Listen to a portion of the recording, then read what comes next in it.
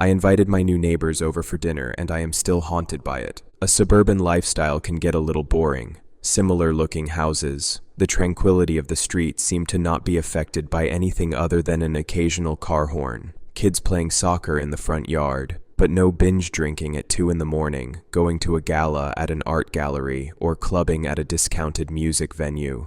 As a man in his early 30s, I reckoned it was time to settle down when I inherited a small house in the suburban area from my grandparents. I was not complaining. I was sick of living paycheck to paycheck, unable to juggle between paying for rent or saving up. But this new life was also a little boring, to say the least. I was craving something interesting in my life, some spark. That was it. That's when I noticed a young couple that recently moved in. Their house was right across from mine. They didn't seem anything out of ordinary. They kept it to themselves and did not seem to bother anyone else. To be fair, I barely interacted with any of them, which meant that I had no idea what they were really like. But they were young, and it was rather rare to see homeowners so young in my neighborhood. I had millions of questions. What was their reason for staying here? What did they do for work? Did they have kids? I decided I would try befriending them if I could. Get to know more about my neighbors. That seemed to align with my idea of having a little spark in my life, slow but steady. That was it. It was a Friday evening. I walked over to their front porch. It was a standard house with standard decoration. There was a minimalistic mat in front of the door that read, "Have a good day." Nothing out of the ordinary, as I said. I heard shuffling within the house. They must be organizing their new furniture or sweeping the floor, I thought nonchalantly. "Hello, is anyone there?" I knocked on the door. A pause. There was silence, but it was a silence that felt a little strange to me. I did not hear a voice or anything. Not a, "Hey, can you go check the door?" Just an abrupt silence. It was as if whoever was inside paused what they were doing immediately and was waiting. Waiting for what? "I am your neighbor, Steve." I wanted to introduce myself. I paused for a minute. I knew someone was in there. Something did not feel too right, but I internally laughed at myself. A lot of people make it seem like they are not at home when strangers come in front of their house. It was perfectly normal. I decided to count to 10 and then leave when I heard the doorknob turn. "Hi, Steve. Nice to meet you." A perfectly ordinary-looking man in his early 30s greeted me with a smile. He had a buzz cut that was a little too short and was wearing a pair of round glasses that was crooked on one end. He looked very calm, as if there was nothing that happened beforehand, and he merely stood up after sitting on a sofa. "My name is also Steve. How's it going?" "Wow, same name. Doing good. Just wanted to swing by and introduce myself. It's fairly rare to see someone so young move into this neighborhood." Yes, that is true. That is true." The neighbor smiled, but I was not sure if he wanted to continue on with this topic or not. "Hey, I was wondering, are you free tomorrow evening? I want to invite you two over for dinner at my place. I thought it would be fun. With some alcohol too." I winked. I don't know why I winked, but I guess I wanted to keep the mood a little lighthearted. It felt a little tense. The other Steve was staring at me very intently. He was so calm just a minute ago. What was he on about? "Of course, Steve." The neighbor spoke. There was a pause of about 10 seconds. I did not know whether to stare at him back or look at the ground. "But we don't want you to prepare all the food. How about a potluck? We will bring some food and we can all share. Do you have any dietary restrictions? Any meat that you avoid eating?" "I like all kinds of food, Steve. I would appreciate it." "That's perfect." The neighbor smiled, showing his perfectly white, pearly teeth. "We will see you tomorrow." "It was nice meeting you, Steve." "Same goes for you." I walked back to my house, unsure whether it was a good interaction or not. The other Steve was definitely polite, but there was something a little uncanny about him that he could not put a finger on. Maybe it was his stare. The intensity of it made it unreal. I shook my head. I was bothered by the smallest things. Meditation, journaling. I needed to stop watching horror movies in my free time. Binging Get Out the day before was definitely not a good idea. That night, I was tumbling around the bed, unable to sleep. I was thinking about a lot of things, my career, my mundane life, yada yada. But I was also thinking about the interaction I had with the other Steve just earlier. I was wondering to myself if it was the right decision to invite him over for dinner. I stood up and looked over the window. The neighbor's house was bright as if all the lights were turned on. I looked at the clock. It was 3 in the morning. All the other houses in the vicinity were dark as usual. Then momentarily, all the lights turned off. Stillness. The night continued on. Welcome, welcome. I prepared some pork chops with mashed potato and arugula salad. I placed the dishes on the dinner table. Steve and his wife were at the front door. Steve's wife looked like a typical woman in her early 30s. She was wearing a black overcoat with a red turtleneck underneath. Her slim hands were covered in white gloves that almost resembled surgical gloves. Fashion trends nowadays can be so subtle, I thought. She was not wearing any glasses, but her look was oddly similar to her husband's. They both looked like medical professionals, but without the warmth of a family doctor. You can keep the shoes on. I don't mind. The couple smiled at me and entered the house. Hello, my name is Steve. Nice to meet you. Instead of shaking my hand, the wife smiled again and nodded. She is a little quiet. Don't mind her. Here, we brought some food. From a side bag, the other Steve took out 3 black plastic containers. He laid them out on the dinner table, ever so gently to the point where I wondered if there was jewelry inside. Once they were on the table, the neighbor stood there quietly, looking at the containers, with a smile indicating how proud he was. Proud of what? Do you want to eat or have a glass of wine first? I have some vintage wine you might want to try. Here, take a look. As I was walking to the wine cellar, I felt a gaze behind me. I looked back. No, that's fine. Let's eat first. You must be famished, the other Steve said. The intensity of the neighbor's look felt like a déjà vu. I nodded. Sure, we can eat first. I will serve the food. I guarantee you have not had this before. The neighbor looked at him with a big, warm smile. For the first time since meeting him, the neighbor seemed genuine, kind even. I could feel the enthusiasm radiating from him. I smiled back. Sure thing. The wife walked to the dinner table, her boots not making a sound as she took her steps. When she arrived at the dinner table, she looked intently at the containers, and immediately, yet slowly, began to remove the lid, one by one. I was ready to be blown away. Gold-flaked steak, foie gras. But what lay in front of me was rather a disappointment compared to my expectation. The first dish was a brisket-type meat that seemed to have been slow-cooked for hours. The meat looked tender, but seemed to have lost the shape of what it originally looked like.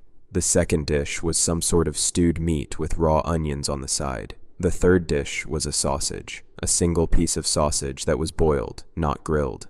All in all, the food did not look too appetizing to me. Here, try them. I guarantee you have not tried this meat before, the other Steve repeated himself. I nodded awkwardly and sat down. I looked back at the neighbors. They were standing still, their eyes fixated on the brisket meat that was on my fork. I did not feel too great. Hey, you guys can sit down, don't just stand there. The couple did not move an inch.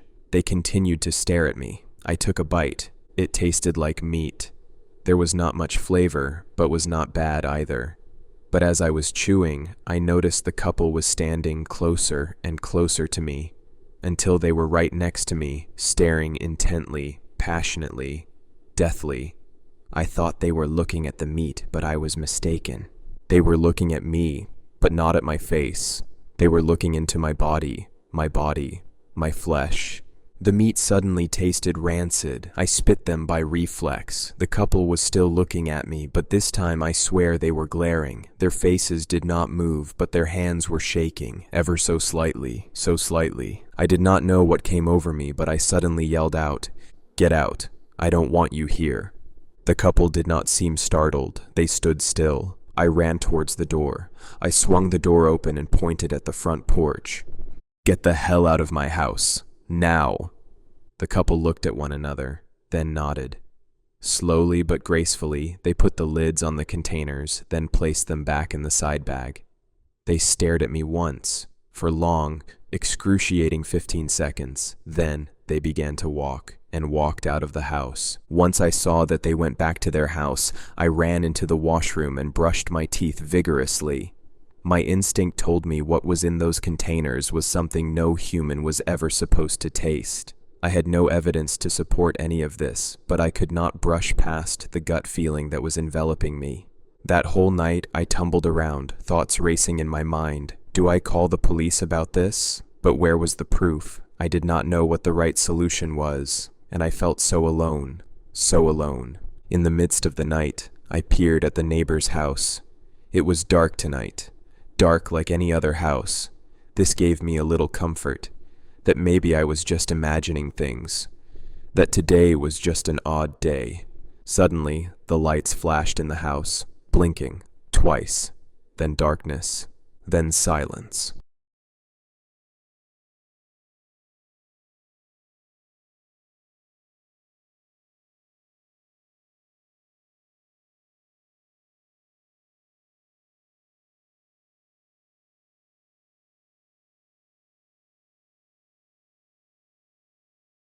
My new neighbor always seems to have blood on his clothes. Mr. Johnson always greeted me with a smile in the morning. He'd flaunt those pearly whites shamelessly, just barely noticeable under that crazy mustache, you know, the one where it sort of looks like a crow has died trying to consume your nose. And he'd wave energetically as I walked down to my mailbox. I'd raise my hand idly and do the old good morning neighbor routine, but I'd quickly retreat to avoid getting trapped in conversation. He was nice enough, but he was one of those extremely neat and extremely boring kind of people. If he caught you off guard, you'd be talking about the weather for hours.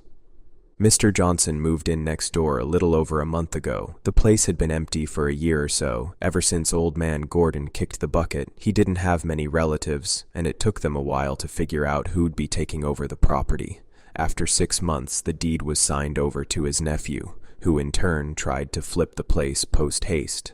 But because of the nature of his uncle's death, he was found rotting in his basement a month after he died. There wasn't much interest. Until Mr. Johnson came around. He didn't seem to mind the history of the place at all. In fact, he'd brag about it constantly, as if the rot stain on the concrete floor was some sort of trophy.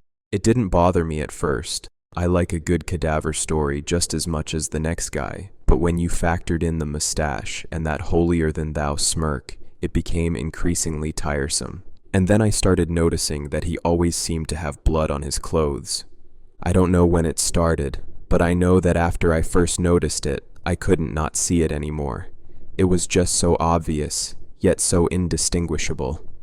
Every day, clean clothes, fresh blood stain. On his sleeve, on the leg of his pants, on the collar of his shirt, on the tip of his boots. Just a little drop, a vague smudge of red, a little hint of the old crimson, and his smile was fading, just a tad bleaker every morning, a little broodier, a little darker, until it was gone. I'd ask him about the blood sometimes, just, out of curiosity. You can't help it when you keep seeing it daily. You need answers. It's human nature. So, I'd say, what's with the blood? It's just paint, he'd say, avoiding eye contact at all cost. I've been redoing the basement. And so it went. Every other day, I'd ask again, and he would reply with some incompetent excuse that wouldn't hold up in court. I believed him for a bit, I'll admit it. He did seem like the type that would redo things, just to have something to blab on about with his golf buddies. But after the second week of painting, my skepticism was skyrocketing. And with the accelerated decline of his smile, I knew something dubious was going on. So one day I decided enough was enough and just confronted him right there on the street. "So," I said, "want to show me your basement?" He stared at me for quite some time, his mustache dancing like a drunk caterpillar, his eyebrows raising and lowering like pinball flippers. I could see a drop of sweat forming on his forehead, slowly making its way down to the root of his nose. His eyes darted back and forth like they were following a phantom laser pointer. "Sure," he eventually responded, "but, I'm not done redoing it yet. It's a bit messy." I just shrugged. "I don't mind," I said. "I just want to see how it's coming along." He nodded nervously and awkwardly ushered me up his driveway. I paced up to his door and turned to face him. He seemed flustered, no doubt about it. He definitely had something to hide. "In we go then," he said weirdly as he opened the door. I followed him in and looked around briefly as we walked towards the stairs leading to the basement. He'd really managed to fix the place up. Everything was sparkling new and shiny. "Very nice," I noted. "You've been hard at work, I see." He nodded and gave me a half-hearted smile. "Yes, but the basement is proving to be quite a handful." I followed him down the stairs into the basement. At first glance, everything seemed perfect. Shiny hardwood floors covered the old concrete. The walls were painted in a tasteful crimson color, and he'd even replaced the old window with a stylishly profiled one. I raised my eyebrow inquisitively. "This is spotless," I said. "I thought you said it was messy." He hanged his head in what I assumed to be shame. "Yes, but there's this thing." He pointed to the corner of the room, behind the sofa. He walked over to the sofa and motioned for me to take a look. I followed close behind and peered over his shoulder. "Ah, yes," I said knowingly. "I see what you mean." "It keeps coming back," he complained. "I don't know what to do. It must be rust or something."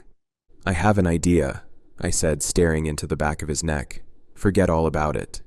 He turned to face me, his expression quite bewildered.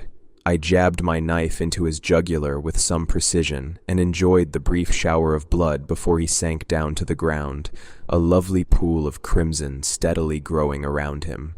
It didn't take long before his heart gave up, and he just lay there motionless, his ridiculous mustache now slightly more tolerable tinted red. "Is that still paint on your clothes?" I said mockingly. I hung his body head down from the ceiling with a rope I found in his garage. The last remaining pints of blood dripped into the bucket below, the soothing clanks and glops like chicken soup for the soul. I studied the stain hidden behind his sofa. It would appear I had a leak, the brown-red mush gathering in a stinking pond looking all too familiar. I suspected one of the pipes of my acid tanks needed some fixing. It must have seeped into the foundations, eventually ending up here. Such a shame, really. It completely ruined the new hardwood floors. When night falls, I'll drag his body home and drop it into one of the tanks. It will take 2 days for the bones to dissolve. That should be enough time to fix the leak and clean up this mess. I seriously hope the next owner doesn't have a mustache.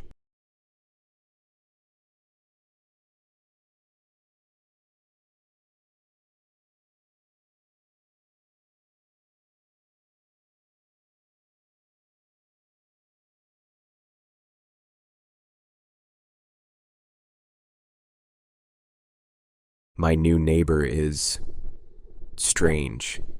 You know that feeling you get? That one when it's your first day of a new semester, or a kid you know is moving in down the street.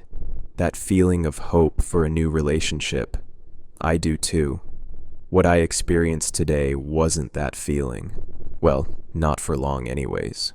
My old neighbor had a heart attack and died at the age of 65. He was 20-something years older than me, and the old hag was kind of an ass, always pushing his leaves on my yard, leaving his barking dogs outside at 2 a.m. The usual neighborhood bullshit. Anyways, when I heard I was getting a new neighbor, I had a feeling of excitement run over me. I live alone. I know it sucks. I'm in my 40s and I live alone. But it's not because I'm antisocial. My wife died 20 years ago, and I couldn't recover emotionally, but that's a story for a different time. So I hear that I'm getting a new neighbor, and I do a little digging, only to find out it is another 40-year-old male who lives alone. Damn, I thought, why is this guy living alone when he's 40? I thought of my own situation, and decided to suppress the thought and just assume his situation was similar to mine. Weeks passed, all the while I was wondering when this guy was going to move in, and finally, after 3 weeks, I see the U-Haul van in his driveway. Yes, I thought as I began to walk over. I saw him standing in front of his garage, spectating the movers and making sure they were putting everything where it needed to be. I walked up and shook his hand. "Hey," I said. I'm your new neighbor. The name's Jim. Nice to meet you, Jim, he responded. My name is Alfred, but you can call me Al. All right, Al. Nice to meet you.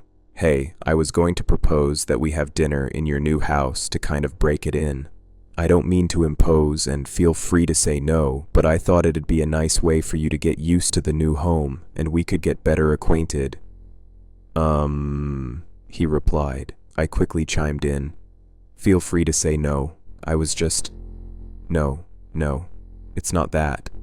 I'd love to have dinner. Just not at my house. Can we do yours? Sure thing, I said cheerfully. We exchanged contact information, set the dinner for Saturday, and said our goodbyes. This was that part where I felt that newfound hope. That potential for a new relationship was gleaming over me like the sun on a summer day. It felt nice.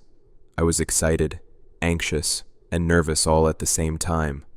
Finally, I thought, I finally have someone to have over for dinner and go to movies with. This will be perfect. That shit lasted about 3 hours. It fell apart when I was taking my daily hour of meditation on my porch, something I do often because of how relaxing it is. Seriously, you should try it. Anyways, I was rocking on my chair, thinking about life when I heard a noise from my neighbor's house. This noise was like a shriek, but not some shriek let out by an overjoyed toddler in the middle of a pillow fight, not the surprised shriek of a woman who was just proposed to. No. This was a different shriek. When I heard it, I cringed. I felt the innate desire to help whoever was in trouble. I got up and ran over to my newfound friend's front door. It took about 2 minutes for him to answer my knocking, and when he did, it was incredibly suspicious. He answered like a criminal in those movies, you know, where the guys only creak their door open slightly, just enough so you can see their face but not what is behind the door. Yeah, same thing here. This was a different man than the one I spoke to this morning. Not different physically, but just a completely different attitude. He was quick with his responses, uninviting in tone, and just overall rude. Hey, I heard screaming. Is everything all right? I asked. Dude, I just met you. Everything's fine. Just go to your house. Come on. It's right over there. He looked to the direction of my house. All right, I replied. Sorry, I was just making sure you were all right. I'm fine, he replied. You don't need to check up on me like this. Please call before you come over again. All right, I said. I won't let it happen again. He shut the door on me before I could even finish my sentence. What an ass. I walked over to my house, head drooped over because of the newfound depression that had taken place of my hope. As I was rocking on my front porch once again, I began to hear a machine. I think it was a chainsaw, but it was muffled. Heavily. It was coming from Al's house. Now he went from newfound friend to just a neighbor, to asshole that is gonna keep me up all night like the last guy.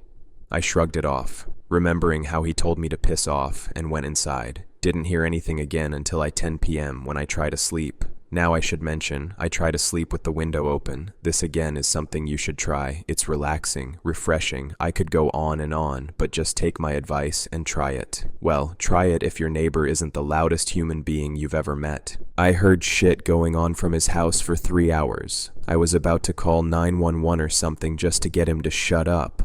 But, with a noise complaint on the first night, he would hate me. He would know it was me, because I'm the only house within 200 yards of his home. I closed the window and managed 3 hours of sleep before I was awoken again. I was awoken this time not by a loud sound, but by a knock on the door. It was about 4 a.m. Fuck that shit. I crawled to the door of my bedroom on all fours and opened the door as softly as I could. I can see the front door from the door of my bedroom, but it's pretty hard, especially with my old eyes. I was looking, and sure enough, it's my newfound worst enemy. I was enraged. I stood up, about ready to march to the front door and give this asshole a piece of my mind when I noticed something. He wasn't moving. He was alive, or else he wouldn't be standing, but he wasn't moving. He was perfectly still. He was just staring straight ahead into the wall that faced my front door, refusing to blink, cough, or even move a damn muscle. This scared the hell out of me. I got back on my hands and knees and crawled over to my cell phone. I called the cops and they told me to stay in my room and that a squad car was on the way. I did what they told me to and stayed in my room, but after 5 minutes or so, I decided to take a look out of my window and see if my neighbor was still there. Sure enough, there he was, just sitting, staring through the dirty glass. I called my front door. After a couple more minutes, the cops came. You could hear the sirens from a mile away. When they got closer, I started to look outside again, to see if Al would try to make a run for it or something. He stayed there, perfectly still. Then, when the cops turned into my driveway, that's when shit got weird. His still body turned causally towards the direction of the sirens, and turned back towards the door for one last look. Then he booked it back to his house. But he didn't run. He crawled on all fours, like a bear. His crawl was the fastest I had ever seen a human move. He kept crawling, bursting through his wooden gate that led to his backyard, and thaw when I lost him. The next morning, against all my better judgment, I decided to confront him about it. The weird thing was, he was nice again. He remembered me trying to check on the scream, and chalked it up to him not feeling well, but he had zero recollection of the night before. He said he had been sleeping that whole night, and even showed me the Fitbit app on his phone to prove it. I couldn't believe it. It was definitely him at my door last night, but it wasn't him at the door. It's been 2 days since, and there has yet to be another event, so I'm just going to drop it unless it happens again. But I still hear screams every night around 7 p.m., and those screams are always gut-curdling cries for help. I will update if anything further develops, but for now, I'm just hoping whatever was at my door 2 days ago doesn't come again.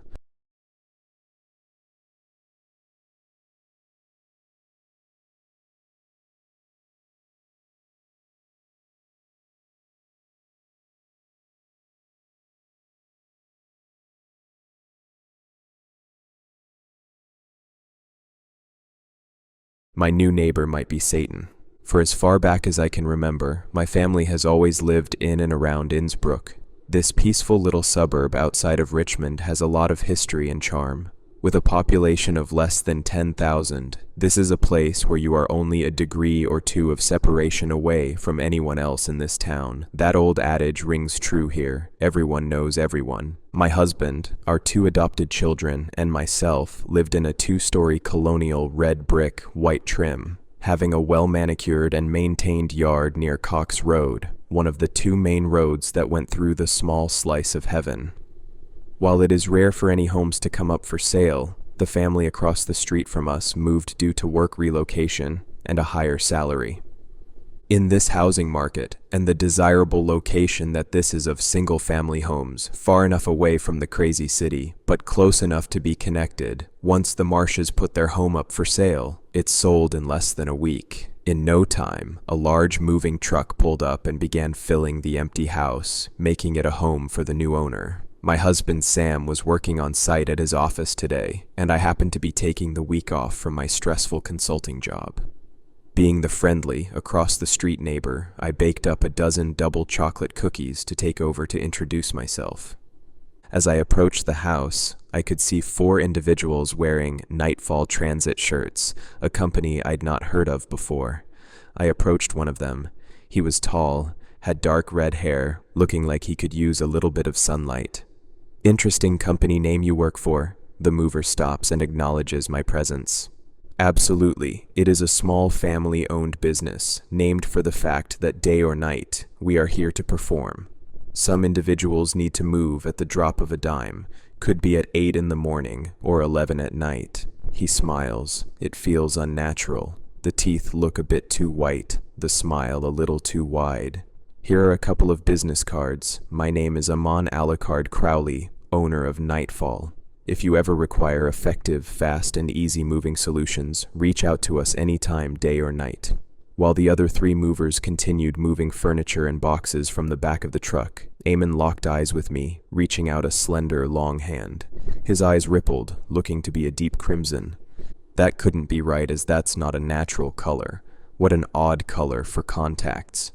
I thought to myself as I reached out with my free hand and grasped his hand. It feels cold to the touch, not too strange, as it is a bit chilly out for a late winter afternoon. After letting go, I take the business cards and pocket them. Feeling a bit uneasy, I quickly divert attention to the plate of cookies. Are the new owners here already? I wanted to take a moment to introduce myself and bring a welcome gift. Eamon shakes his head. Unfortunately not. Mr. Mortimer Ashcroft has not arrived yet, though he did provide explicit permission and instruction to deliver and set up his belongings whether he was here or not. Eamon turns and starts making his way to the back of the truck so that he can get back to work. I am sure that Mr. Ashcroft would not be bothered if you were to leave your gift on his kitchen counter. Yeah, okay, that sounds good. I think I will do just that. Thank you. I excused myself from the moving crew and walked up the few steps to the front door.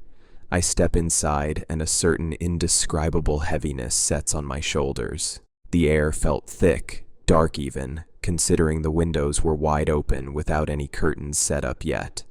I can see the kitchen from the front door, thanks to the open floor plan, and take a few steps across the living room.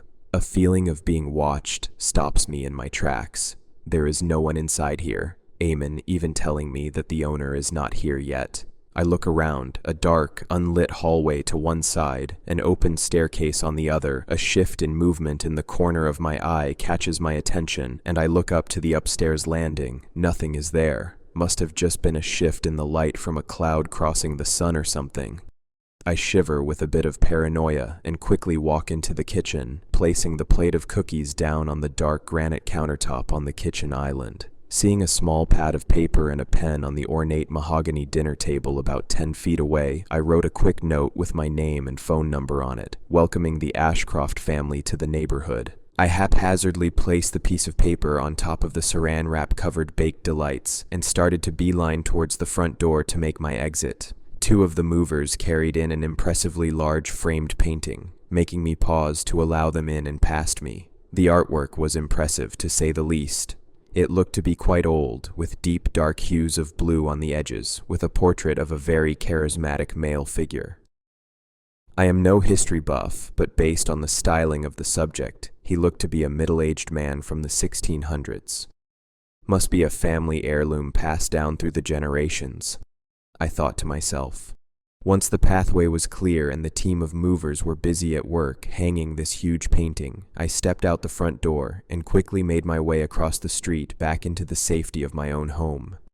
Dark gray clouds began rolling in, so I made myself a hot cup of black tea and got lost in some relaxation time. Getting distracted in my novel, I forgot entirely about the feeling of being watched and the strange ambiance that was inside of the Ashcroft home across the street. Nested in my comfortable armchair by the stone fireplace, the kids got home from school first. Our daughters, Beth and Naomi, came into the family room where I was lost in my book, giving me a kiss on the cheek and excitedly filling me in on their school playground gossip. By the time I was done hearing all of the drama about Jill's bloody nose and Mary being expelled from the circle because she also has a crush on Will that Jasmine already likes, my husband Sam pulled into the driveway, saved by the husband. Since it was Friday, Sam and I decided to order a pizza from one of our family's favorite Italian restaurants, Mama Cucina. We had it delivered through DoorDash, and we all settled down in front of the television to decide on a movie to watch together that is friendly for an 11 and 9-year-old. We settled on that newer Disney Pixar flick, Elemental. Shortly after the opening credits displayed on the tube and the movie got started, I was alerted that our unhealthy but delicious pizza had arrived by the chime of the doorbell. I volunteered to retrieve the dinner for our movie, tossing the throw blanket covering my legs to the side, and hightailed it to the front door. I opened the door and retrieved the box from the delivery driver, thanking them, and began closing the door. Before I could latch the door closed, a flash of dull red caught my attention. I looked past the dasher, making their way back to their car, and noticed that the moving truck was gone, and now a midnight black Rolls-Royce Phantom was parked in the driveway, and an odd, deep red glow was spilling out of the front windows. I stared for a minute, seeing if my eyes would adjust to see inside, trying to understand what was happening. I decided it was best to mind my own business, closing the door and taking dinner into the family room to watch the movie.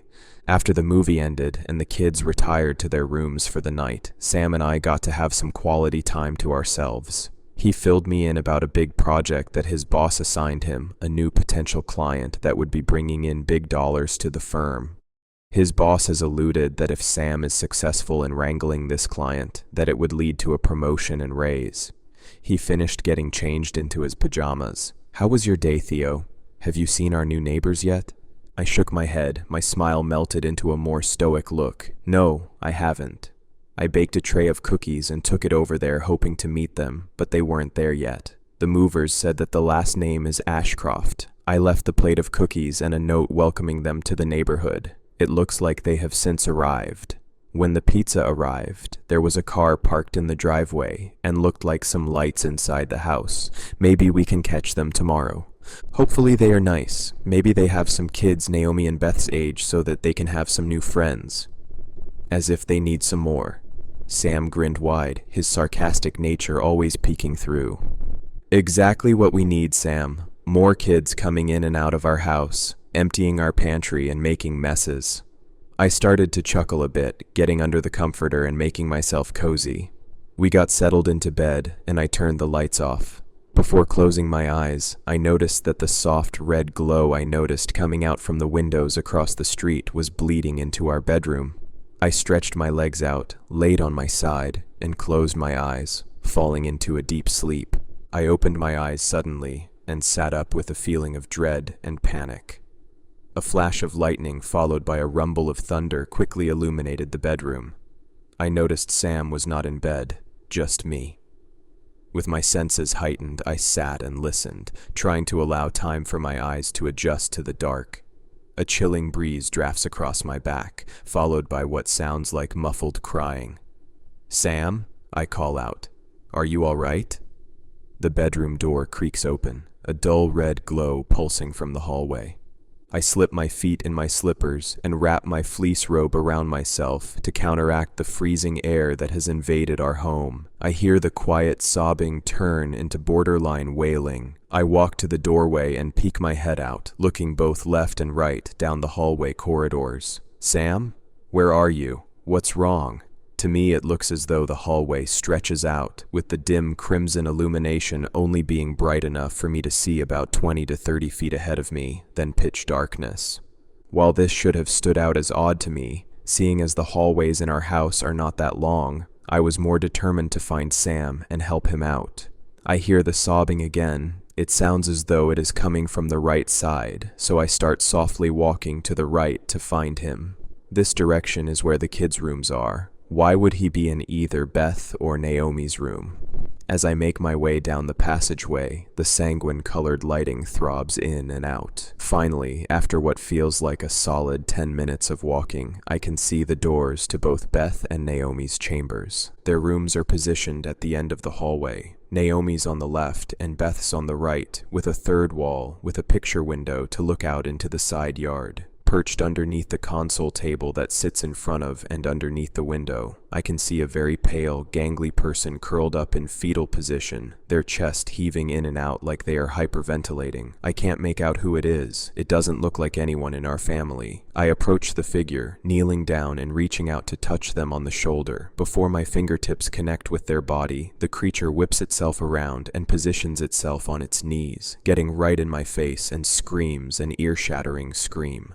This creature is as white as a ghost, no eyes, and as its face elongates to scream, the skin breaks apart from where a mouth should be, tearing holes that open up into a pitch-black void in its alabaster skin. I stumble backwards in surprise, catching myself, and standing up I turn around to flee. As I get turned around, I am now in our older daughter, Naomi's bedroom, only the bed and bedside table illuminated. Naomi is laying in the bed, looking perfect like a porcelain doll, and Sam is on his knees at her bedside. He is bent over, head laying on the bed next to her, bawling. "Sam, what is happening?" In between racking sobs, he responds with a very scratchy-sounding voice.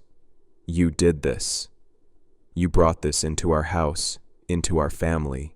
Sam grabs a handful of the blanket covering Naomi, squeezing it in anguish. I don't know what you're talking about. What did I do? What did I bring? Before I could finish asking, Sam bolted rigid straight. He sat there, still and silent for about 5 seconds before bending straight back, the sound of bones popping making my stomach crawl. You did this. You did this. You did this. You did this. Sam kept shrieking over and over again. His eyes rolled into the back of his head. The only thing that I could see was the whites of his eyes. Blood began streaming out of his nose, ears, and mouth. I reached up and clasped my hands over my ears, turning around to exit the room.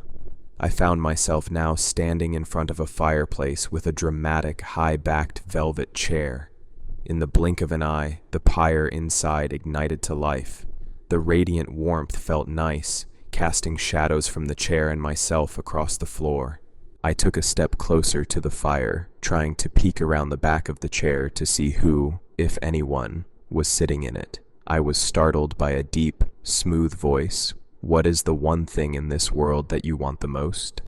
I don't know what you mean. I responded, whatever you want most can be yours. You know what you need to do. The mysterious voice stated. I walked forward and looked over the side of the chair, met by the shrieking, blood-oozing face of Sam, mere inches from my own. You did this! I awoke terrified, drenched in a cold sweat, heart pounding. It was still dark out. I grabbed my phone and looked at it to see the time, 3:13 a.m. I talked myself down, realizing it was just a nightmare. I laid myself back down, trying to get some more sleep, which ended up being a big failure. After another few hours, I resigned myself to being tired through the day, getting out of bed and making coffee for Sam and myself. He and the kids stumbled into the kitchen over the next hour and a half. They were bright and rested, myself being quiet and reserved, still admittedly shaken from the nightmare. The kids stomached a small breakfast, then disappeared into the family room to play, keeping themselves occupied for a while. Sam asks me, Theo, what's wrong? You look like you've seen a ghost. Taking the opportunity, I explained my nightmare to him. Sam wrapped an arm around me, giving me a side hug, and made the effort to comfort me. He gets me distracted from thinking about it, suggesting we get dressed and go across the street to meet our new neighbors. I get out of my night clothes and changed into some casual jeans and a hoodie. Together, we slip out the front door, walk down our driveway, and start crossing the street. Before we reach the other side, a man opens the door and comes outside, waving and greeting us. Good morning, gentlemen. I am Mort Ashcroft. I stop dead in my tracks, as his voice matches the one I heard in my nightmare before Sam popped around the side of the chair screaming into my face. He meets us at the end of his driveway, extending out a hand. Sam reaches out and takes it. I can't help but stare in a surreal disbelief. I take in the details of Mort's stature. Tall, he had to have stood at 6 feet 6 inches. Salt and pepper hair, very strong facial bone structure. He was as pale as paper with piercing emerald eyes. Time dilated. I can see Sam's mouth moving very slowly. No sound coming from his direction as their clasped hands move at a snail's pace up and down. I hear Mort's voice in my own head. What is the one thing in the world that you want the most? I am immediately snapped out of my fugue state as their hands detach and I hear Sam introduce me. And this is my husband Theo. We're the Dubois. I pull myself together and act as normal as possible, reaching out my hand and exchange greetings with Mort. Yes, I am Theo, and we have 2 girls, Beth and Naomi, who are wasting their Saturday on television. Do you have any kids, Mr. Ashcroft? I inquire, keeping the conversation momentum going. Regrettably not, it is just myself.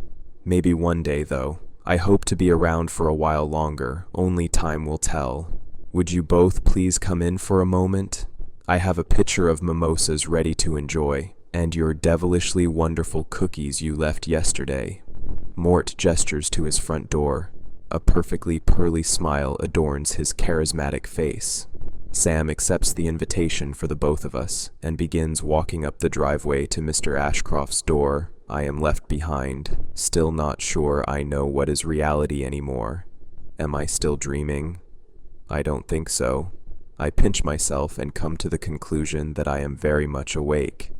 I must be letting my imagination run wild, so to be polite, I follow Sam and Mort into the home. Mort Ashcroft is an entirely charming individual, throwing out jokes at the appropriate times while being a splendid host with refreshments. We drink through a pitcher of mimosas and finish the cookies before we are interrupted by a shrill scream coming from our home. The girls. I immediately get up and look out the front window. Beth is out front screaming her head off, pointing inside of the house. Sam and I bolt out of Mort's home and get to her in a flash. She is to the point of hyperventilating, relaying to us that her and Naomi saw a snake in the house. Okay, yeah, that is alarming, but I thought so much worse could have happened. We thank Mr. Ashcroft for being so hospitable and excuse ourselves to take care of the home. He heads back to his own house, waving courteously as he enters his own house and closes the front door. Sam and I go into our own home, find, catch, and remove the snake out into the yard. Strange enough that it is out in the middle of the cold season, but weirder things have happened. The rest of the day went fairly routine for a Saturday. Naomi got into a fight with Beth because Beth had taken Naomi's hairbrush. Sam made a succulent roast, which I had to tease him and say it was dry. The kids went to their rooms to talk to and text their friends about the woes of weekend homework. Nighttime came, and slumber took over the neighborhood. I am awakened to a familiar-sounding voice. You can have your deepest desire for a small cost. My eyes popped open. I immediately recognized that I was not in our bed. I was laying on the floor in the living room in front of the couch. I sit up, looking for the source of the voice that awakened me. It sounded too real, my rattled brain taking a moment to realize that I am not in bed, where I fell asleep. I heard the sound of glass breaking, making me stand up quickly. I notice in my rigid position the symbol that I was laying on. A flash of lightning illuminates the living room. I am quickly made aware that this symbol is everywhere. On the walls, all over the floor, on the furniture, even. It looks and smells like it was drawn in blood of some sort. As the light dies out from the lightning, 5 candles erupt into flame, positioned around the symbol I happen to be standing in the middle of. I hear Beth shriek an ear-shattering scream. In dad mode, I bolt out of the living room and push my way into Beth's room. I am met with an office space. Dramatic blood-red curtains frame a large picture window with an oversized oak desk in front of it. Mort Ashcroft sat in a chair on the other side of the desk from me, motioning for me to take a seat in the vacant seat. Where is Beth? Mort chuckles. Worry not, she is safe and sound, asleep like a little babe. She is merely having a bad dream. That was why she screamed out. Why are you here? In her room? I choke out, tears starting to fill my eyes. Mort stares into my soul, his poker face unnerving. He blinks, his eyes changing from a bright violet into a matching blood red to the curtains. You did this. You have a desire. I have an answer. It is a simple quid pro quo. Nothing more, nothing less. What did I do? I lose my control, screaming out. I want to jump over the desk and start shaking Mort. I start shaking and decide to slump down into the chair right next to me. A condescending yet wicked-looking smile crosses his face. Well, that's the $100,000 question, isn't it? You were a good neighbor, you were. You got my attention, which is fortunate for you, unfortunate for someone else. Mr. Ashcroft reaches his hand into his jacket pocket and pulls out a black remote control. He presses a button and the floor opens. Howls and screams fill the room, making me sick to my stomach. A wave of heat hits me in the face as I realize that I am looking into a pit to hell. Flames lick up into the air from the pit. I am able to make out tortured faces in the flames. I can even start hearing individual pleas for help. You're dying, Mr. Dubois. You know it, but haven't told anyone in your family yet. You're afraid that this is where you will end up, which I do say the chances are looking mighty good. So many skeletons in your closet. He snaps his fingers. The hole in the ground closes up with the sound of an earthquake. I know what you want already. You just need to ask for it.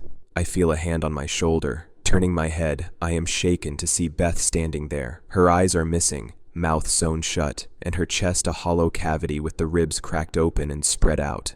Boils and blisters cover her skin, and half of her hair is singed off. I wake up in reality. I am standing in Naomi's room, right at the side of her bed. My nose started to bleed. I could feel the warm moisture dribbling down my face and soaking the front of my pajamas. I collapse and everything blacks out. I wake up again, in a hospital bed, Sam half asleep in a chair beside me. I groan as I try to move. I definitely must have bruised something as my body is sore. Sam realizes that I am alert, so he stands up and comes over to the bed and gives me a big hug. "What were you doing in Naomi's room at 3 a.m, Theo? You woke us all up. You scared us all." I told him I must have started sleepwalking, that I came to in her room, and then immediately collapsed. I apologized profusely, not wanting to scare him or my family. That's why I haven't told any of them about the terminal diagnosis of my pancreatic cancer. The doctor came in while we were embracing each other after asking me several questions of my symptoms and what led up to me being here at St. Mary's. After I explained to her my story, she ordered a CT scan of my brain just to make sure there was nothing off, and a panel of blood work. A few hours later, she came back in and sat down, announcing she had some news. The cat was out of the bag now, as she announced that the cancer has spread to my brain. Sam learned that the cancer was terminal, and that I was looking at only a year, maybe 2, left to live. Both of us were beside ourselves in tears. We discussed addressing this with our kids, and how we were going to proceed the rest of our lives together. Shortly thereafter, I got discharged and sent home. By this point, it was already getting late again, so we picked up some fast food to take home to the kids for dinner, as neither of us had the energy to prepare anything for them today after that bombshell. The kids ate and went up to bed. Sam had his emotions get the best of him, and he started screaming at me, wondering how I knew and didn't trust him enough to tell him. "Were you just waiting to drop dead for me to find out?" he asked. "Well, no, I just didn't know when would be the right time or even how," I began answering. He cut me off, going hysterical. "When you found out would be the right time." The screaming went on for what felt like forever. We decided that I would sleep on the couch tonight, just to give us some healthy space to process feelings. Even though he was hurt, he still told me he loved me before locking himself in our bedroom. I could hear him sobbing from our room. After a couple of hours of laying there, stuck in my own thoughts, I fell asleep. My eyes opened, and I was inside Mort Ashcroft's living room. The sun was out, birds were chirping, everything felt phenomenal. I saw a serving tray with 2 mimosas on it, so I walked over and grabbed one. I found a seat on a very comfortable leather sofa. I take a sip of my mimosa and I hear, "Are you ready to ask for what you desire the most?" I look around and don't see Mort. That was very much his voice, but he was nowhere to be seen. "Up here," the voice chimes in again. I look up and notice the regal painting I saw when the movers were unloading the truck. My eyes widened with fear as the painting was what was talking to me. "This will be your last chance to ask." After my 3rd attempt, I don't bother anymore. It said, the colors on the canvas swirling in a hypnotic fashion. It was captivating but intimidating. "I don't know. I mean, yes, I do know, but I don't." I managed to stammer out. "Would it be easier if you said it to me instead of myself?" A voice to my left filled my ears. I looked over and saw Mort sitting right next to me, while still feeling the watchful glare of the painting. "Either way you are talking to me, that painting is just a little something I had commissioned by a certain Leonardo da Vinci. I may be old, but I am still proud of how I aged so well." Ashcroft chuckles. "Wait, are you—" My mind couldn't think of the word I was actually thinking. Instead, what came out was, "An angel?" He looks side to side, as if looking if anyone were here with us, listening, then smiles and responds. Something like that. "What do you want?" I start crying, knowing my time is limited. I don't want to die. I want to live. I have cancer, and they are only giving me... Mort raises his hand, stopping me from going into a rambling tirade. "You want to beat cancer. You want to live. Well, I can give that to you. for a small cost. Nothing is free, Mr. Dubois. What does it cost? I managed to get out, wiping the tears from my eyes, feeling a little bit of hope. Don't worry, Mr. Dubois. You have paid for your desire while we have been here talking. You paid in your sleep. Isn't that wonderful? He grins, reaching out his hand to shake mine. I reluctantly reach out and take his hand, a moment of hesitation taking me over in the last second. All I needed to do to pay for it was sleep. Absolutely, Mr. Dubois. Now, when you wake up, you will be cancer-free. Congratulations and welcome to the rest of your life. He stood up and walked to his doorway. He opened the door and motioned for me to exit. Now, if you will excuse me, I don't mean to be rude, but I happen to have another engagement to take care of this day. I gather myself, get up, and walk out of the house. I am surrounded by bright, warm sunlight. It feels amazing on my skin. I hear the door close behind me. I turn around.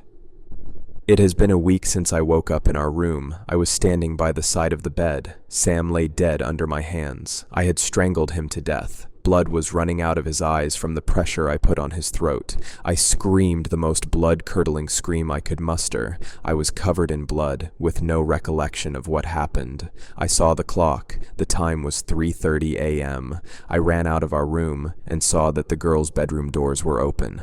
I found Beth folded up in her closet, her eyes cut out and chest sliced open, an empty cavity gaping at me with her heart and lungs making a trail of blood and gore from her bed to the closet.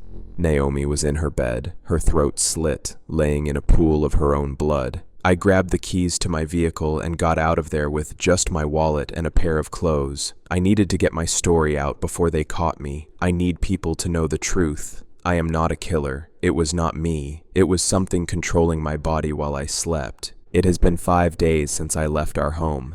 I am in deep mourning and have not decided if I should end my own life or take prison time. The story has been all over the news. Reports of police looking for me. I called in a tip to the local police that I am hiding out in this seedy little motel outside of Philadelphia. I can see the lights coming down the road and hear the sirens. Please be careful of new neighbors. Sometimes they are not quite as they seem.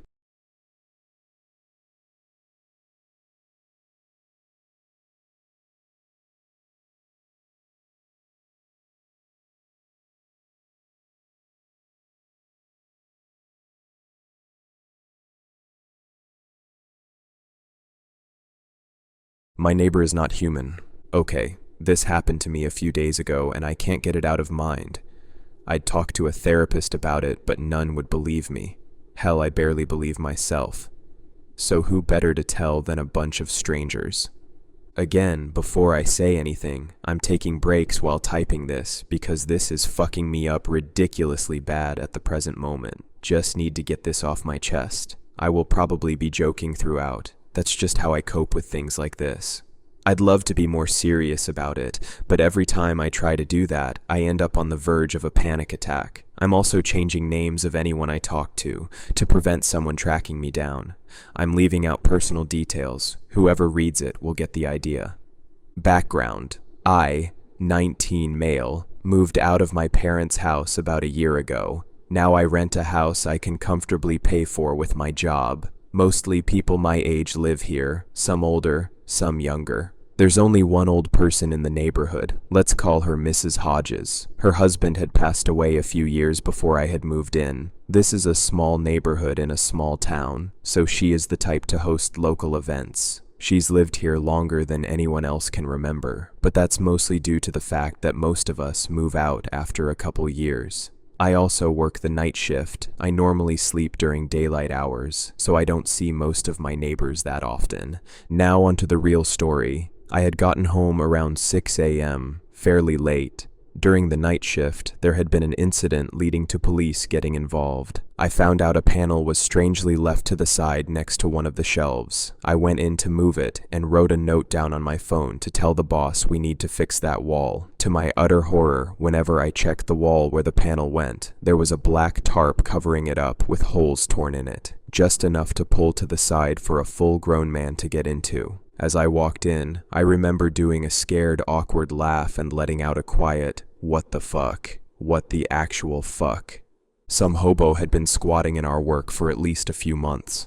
To add to it, this guy had some strange obsession with me. He had notes upon notes about me, my hours, my appearance, my personality. God, this fucking guy had been stalking me. The only reason he was able to figure this out is because I stumbled into his nest. It was sick. There were drawings and shit of me that looked like they were drawn by a small child. There was also a lot of writing directly on the walls, probably written in some markers he took from the store. A lot of scribbles and writing was on the walls. His handwriting and drawing skills looked like what a kid would make. Oh, and there were a lot of drawings of him killing me and burying my lifeless body. You know, normal kid stuff.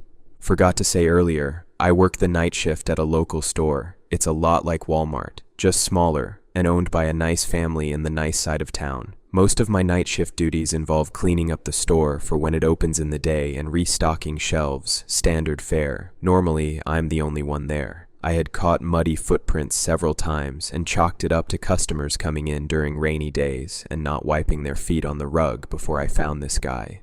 Actually, CCTV footage showed him buying the absolute cheapest food he could get. He was a very common customer. I would feel bad for him if it weren't for him trying to murder me. Here's the kicker. I even found some of the cheap food on the floor of his nest. The scariest thing to me was the fact there were several unopened packages. I had run into the guy a couple of times. He always came at 8 a.m. when I was leaving.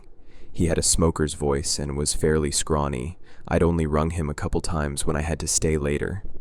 Despite the fact I always kept a pocket knife on myself during shifts, it was one of the most terrifying situations I had somehow managed to catch myself in. I was the only one in the building, so I noped the fuck out and made a 911 call outside the building. I wasn't being paid enough for this. The officer on the phone told me to hold tight and to lock myself in the employees only area for the time being. I locked myself in there for around 15 to 20 minutes until the cops arrived. I'm not a religious person in any way, shape, or form, but I was praying they could catch that guy and put him in jail or some mental hospital.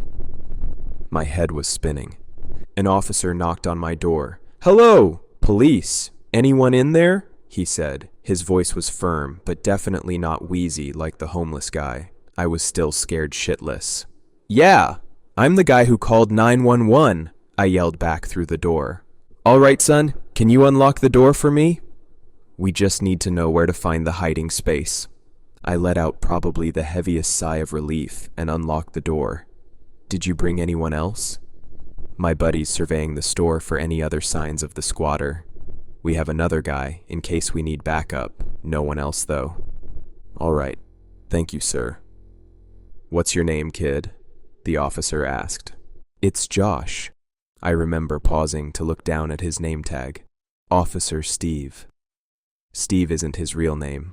I don't want to reveal his real name either. I don't remember quite what I said from here. My brain goes fuzzy at this point. It was something to the effect of, "Okay, I'll show you the guy's large asshole."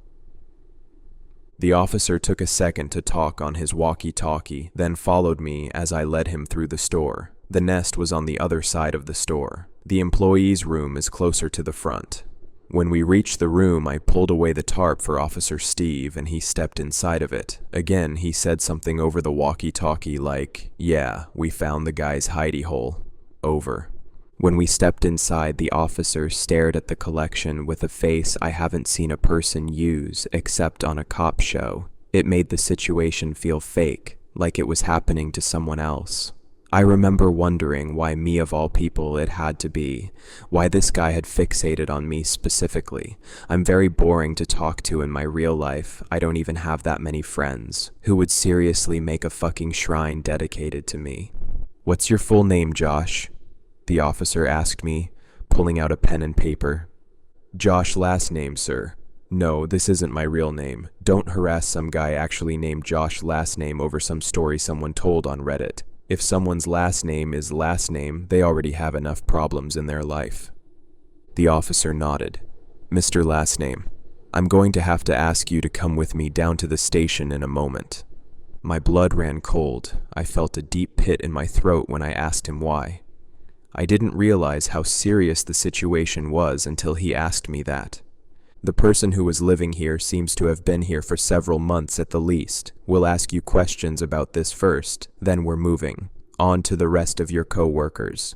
For the first time in a long time, I felt like I was going to cry, like I was a kid again.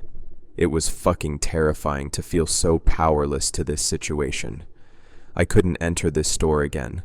I'd have to quit in the morning. I still haven't yet. My boss gave me a few days off to think about it. The officer put a hand on my shoulder and led me out of the nest. When we were out of the room, he put police tape over the door. Josh, I know you're very scared and confused right now, but we need to know if there is security footage from the last year stored somewhere. I nodded, saying nothing. I think I gestured for him to follow me. On the long way back, I think he called to tell his buddy where he was going or what he found. I was in too much of a daze to make it out. Once we got into the security room, I looked for a few boxes. We still have fairly old cameras which are in black and white, but fairly reliable. I looked through the cabinet, which I had the key to. Every employee does. Sometimes we need to wipe old tapes. I looked through the large cabinet for a box labeled from this year. I found a large one labeled for this year and the last, which I gave to the officer. I remember laughing quietly and asking something like, "I guess I finally get to be on the news, right?" I heard a low sigh from the officer. "Don't count on it." Nothing remarkable happened between that conversation and the police asking me what happened back at the station. They made me sign a few forms, asked me about my job, my background, all that. I didn't know the guy's name beforehand. I learned it was something like Bob or John or Joe, something generic like that. I learned they were suspecting him due to old records of similar shit like this he pulled. After a while, they called Mr. Simmons, my boss, to come to the station for further questioning and let me go. I remembered I had left my fucking car at the store, so it would be a 30-minute walk to it so I could get home. It was maybe 6 a.m. at this point, so it was getting brighter. Fan-fucking-tastic. I had to walk to my car with the sunlight blinding me. At that point, I kind of wished I had gotten murdered. The summer weather is the absolute worst. After that, it was also uneventful. I settled into my house for 15 minutes, until leaving to go to my next-door neighbor's house, Mrs. Hodges. I couldn't sleep at all, and the guy hadn't been found yet. For all I knew, the bastard could have followed me home. It was nearly 7 at this point, so I knew she was normally awake by then. I didn't know her well, but enough to ask if I could stay to crash there for the day. I stood at the porch thinking if I should call my parents or not. I decided against it. They would decide I wasn't allowed to live on my own despite being a grown-ass adult. I didn't bring much. I would only stay for the day. Just a toothbrush, my glasses, a charger, and half a box of muffins I got from the store the other morning to make up for the trouble. I knocked on the door, and she welcomed me in. "Oh, good morning," she said in her sweet voice, before she looked over at me. I probably looked horrible. I was sweaty and pale. My hair was probably a mess from trying to get to sleep as well. "Josh, are you all right?" I wanted to say yes, but all that came out of my mouth was a whimper, and I nearly started crying on the spot. She looked at me very worriedly. "Come on in, dear. I'll get you some tea and you can tell me about it." I nodded and gave her the muffins, which she set down on the table next to the door. "There's a couple of blankets on the couch. Once you feel better, try to drink some tea." I nodded again, and without a word, I sat down on the couch and wrapped a blanket around myself. It was hot out, and the blanket was cold from disuse, which was convenient for me. After she brewed tea for me, iced tea, she had figured out that's the one type I liked a long time ago. I told her the same story I told earlier, just about as well as someone who just got out of a traumatic event can. She listened to me carefully and said she would keep an eye out for the hobo and I could stay for the day. I wasn't going to sleep, so I just decided to watch some YouTube videos with headphones on. Just anything to distract myself. This was a small house, so she watched TV on the recliner on the other side of the room. Keep in mind, this was a small neighborhood. Mrs. Hodges trusted everyone, a little too much actually, and left her doors unlocked. I only found out this when I stayed at hers because she locked all her doors when I came inside. It honestly made me feel uneasy. How had she lived so long in this neighborhood and never gotten broken into? This wasn't the nice side of town, and she was old, so I imagined she wouldn't be able to fight back. After a while of being at her house, we both heard loud knocking from the front door of the house. It scared the shit out of me. The knocking continued, erratic. It would pound several times, then stop for a few seconds, then go again. I turned around and peeked through the blinds. I let out a decently loud shit on immediate reaction, immediately regretting it. The hobo stared at me with this 1,000-yard stare, like he was looking through me. I cursed myself for forgetting how paper-thin the walls were. Mrs. Hodges got up and started to walk towards the door. "Don't worry, I've got it." "It's the guy. The guy," I shouted at her. She was going to get herself killed. It reminded me of the stories I heard about old ladies checking the door, only to get the shit beaten out of them and robbed. I don't know if those are true or not. I just know that's the first thing I thought about. "I'll keep you safe. Don't worry," she said calmly. A million thoughts raced through my head as she opened the door. I braced myself, taking the pocket knife out of my pocket and opening it just in case. I was not winding up on a murder case if I had anything to say about it. A wheezy voice spoke through the door. "Josh." "Where's Josh?" he asked, more a command than a question. "Safe. Get the hell out or I will make sure you don't," Mrs. Hodges said in a dark tone I had never heard from her before. "You think you can threaten me?" The hobo let out a wheezy laugh. "Fucking bitch. Are you stupid? I need Josh. I know he's here. Right now." I watched as she stared for a long moment. "Give me a good reason," she said. Fuck. I had never heard her sound as threatening as that before or since. It caught me off guard and made my blood go cold for the second time that day. The homeless man pulled out a knife. "I'll fucking cut you like a fish. Is that good enough for you?" The man cackled. His lungs seemed to push out as much air as they were capable of. He choked and laughed. It was the third most disturbing thing I had seen that day. He raised the knife up to Mrs. Hodges' throat before his hand paused mid-motion. To my utter horror, I watched as one of Mrs. Hodges' hands turned black. Black tar-like flesh ran up to her upper arm. The homeless guy seemed stuck in place. He stared ahead with wide eyes. His pupils shrank as he seemed to struggle in place to get away. I watched as my friendly neighbor's arm stretched to inhuman proportions large and wrapped a few times around the homeless man's neck. The man choked and tried to struggle in her grasp. The thing was, I don't think she was choking him like I did before. Thinking back to it, his face didn't turn red. He didn't seem to be struggling to breathe. It was more like something was caught in his throat. The seconds seemed to stretch on to be hours as I watched Mrs. Hodges place her other, now tar hand, on his face. Some of the goop went into his nose and mouth.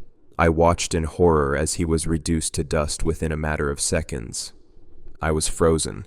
My nice unsuspecting neighbor had killed someone right in front of me. Fuck what the hobo was going to do to me. That was the most disturbing thing I had seen that day.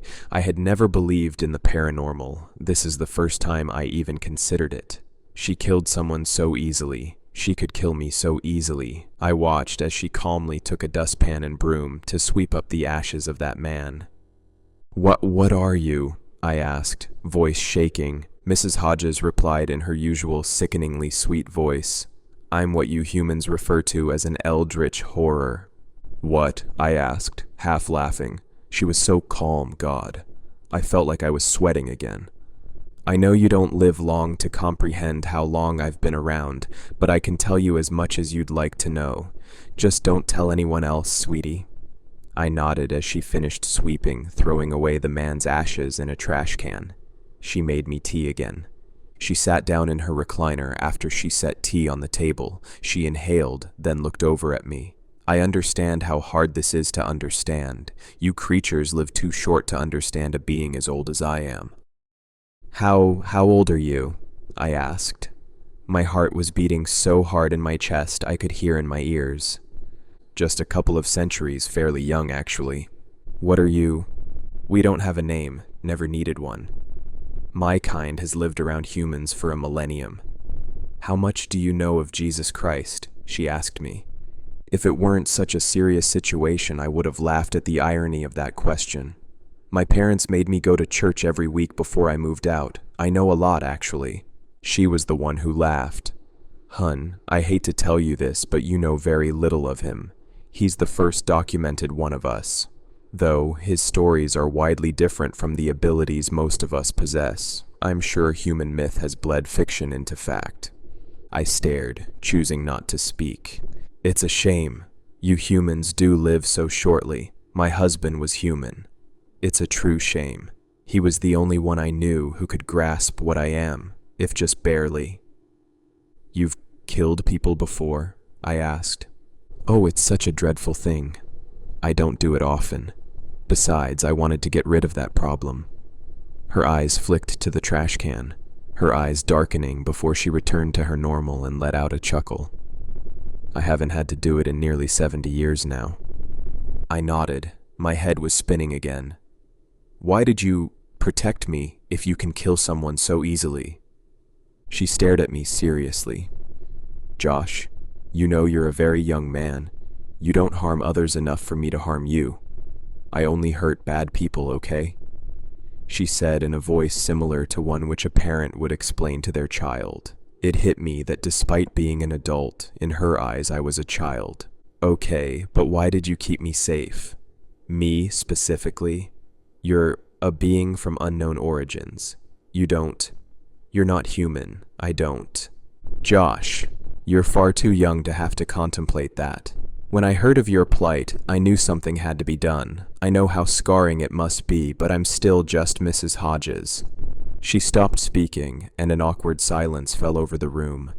If you want to, you can leave now. I don't mind if you ask questions. Not many get to have a glimpse of beings like myself. I know you would like some time to reflect. This must be shocking to you. Just know, if you have any more trouble, just give me a call. She smiled at me. She was the same nice neighbor I knew.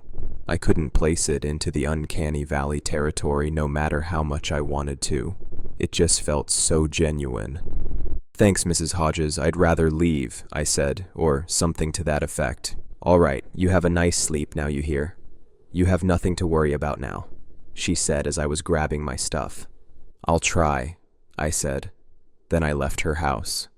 When I was inside my living room, I checked all the locks, locking all of them, including the windows. Nobody could blame me for being paranoid after what I witnessed today. All of it. If I needed to, I could just blame it on the hobo stalker. I've been checking the locks every day these past few days. I don't know how to understand any of this. It's fucking crazy. Absolutely fucking crazy. She was right. I can't comprehend this. As much as I try, nothing factors correctly in my brain. Call me crazy, call me anything, but I know what happened that day, and it is seared into my mind for as long as I live. I know what happened that day, and nobody can make me believe I don't. So all I ask is, please believe me. Believe my story. Believe there are others like Mrs. Hodges out there, living among us, living their natural lives, maybe on your street, in your scripture, maybe even your family. Just don't tell anyone who told you.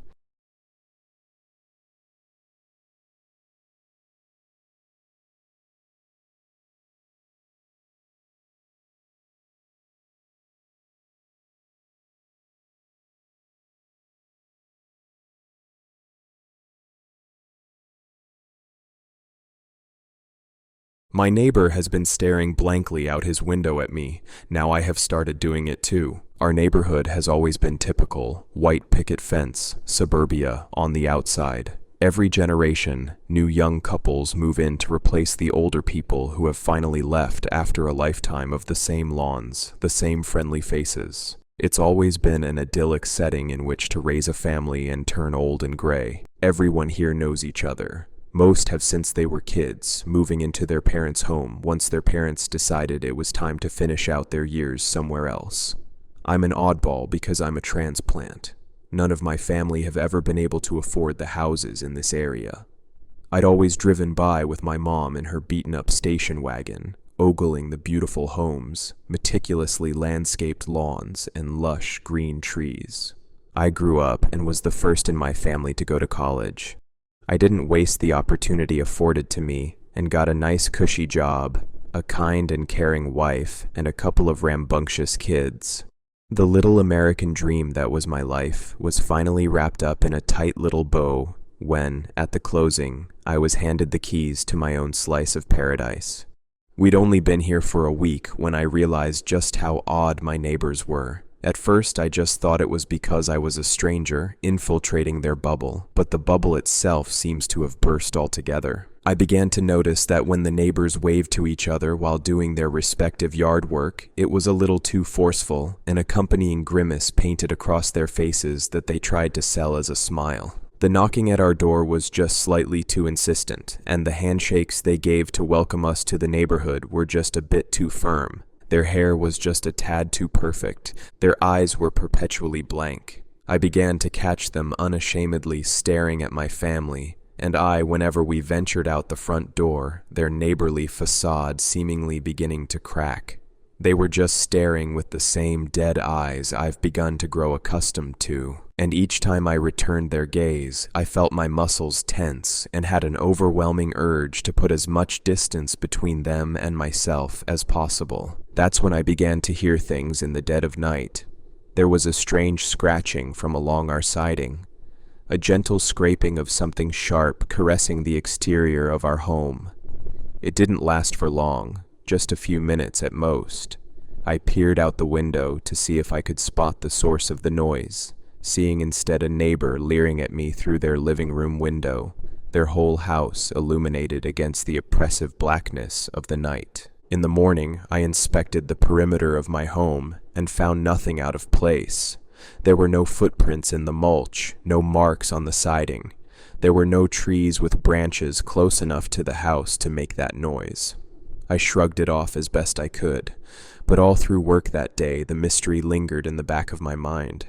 The next night the scratching returned. I peeked again and found no culprit, but did find 3 lit-up houses and 3 neighbors, the original and 2 more, staring in the direction of my home. The next day I called out of work.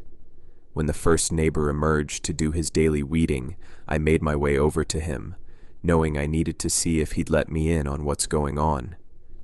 As I approached, he affixed his unnerving smile and shouted, "Howdy, neighbor." "Hi, Steve," I replied, attempting to return his smile. "How you doing?" he asked me as I noticed that he'd gone an unnaturally long time without blinking. "I'm okay, thanks. I wanted to ask if you'd seen anything in my yard the past couple nights. For the first time since moving here, I saw a flicker of something in one of these robo-people's eyes, and that something was clearly fear." Steve paused a moment before saying, "He's been outside your house. We've been keeping an eye out for you, though. He doesn't like the light." "Who is he, and what have you been watching for?" Steve's eyes glazed over again before he said, "I think I hear Marcia calling me." "Good to see you, Cal," and he did a 180 turn before marching away. That night there was no scratching. I looked out the window, and Steve's windows were as dark as the night was black. 5 other houses on the street stood illuminated with their occupants gazing directly at his house. I returned to bed and drifted into an uneasy sleep. I awoke to screaming, loud and shrill, coming from the direction of Steve's. I hurried to the window and saw Marcia out in the yard, sprinting and shrieking, bathrobe whipping in the wind. I felt the sweat begin to erupt through my palms, and heard my wife stir behind me. "What's going on?" she asked, rubbing the sleep from her eyes. I ignored her. I stood, rooted to the spot, watching Marcia as she continued to run down the street, before a hulking figure that had been lurking in the shadows rushed her. She was caught and hurtled into the air, her cries ceasing immediately as she was dropped to the pavement where she laid, unmoving. The figure turned to me before slinking back into the darkness. All I could do was stare with the same blank eyes my neighbors had. "Go turn on all the lights," I told my wife.